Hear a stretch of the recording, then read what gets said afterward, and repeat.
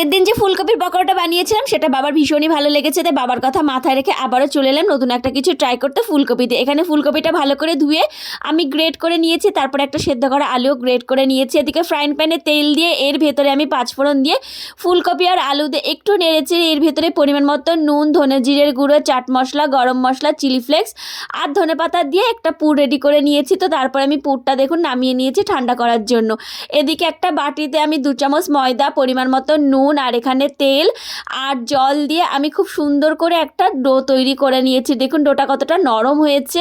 আর এদিকে দেখুন ওই ডো থেকে একটা লেচি কেটে নিয়ে যে পুরটা রেডি করেছিলাম সেই পুরটা এর ভেতরে দিয়ে মুখটা আটকে দিয়ে আমি পুরোটাই গোল করে নিয়েছি। তারপরে হাতের সাহায্যে দেখুন চেপে চেপে আমি একটু বড় করে নিয়েছি। এটাকে আমি কোনো বেলনি দিইনি, যে প্যানে আমি এটা রেডি করেছিলাম মানে পুরটা সেই প্যানেই আবার তেল দিয়ে পরোটাটা উল্টে পাল্টে ভেজে নামিয়ে নিয়েছি। বাবাকে দিলাম খেতে, বাবাকে বললাম কেমন হয়েছে, বাবা বলছে ভীষণই ভালো হয়েছে, তাই আপনাদের সাথে শেয়ার করলাম।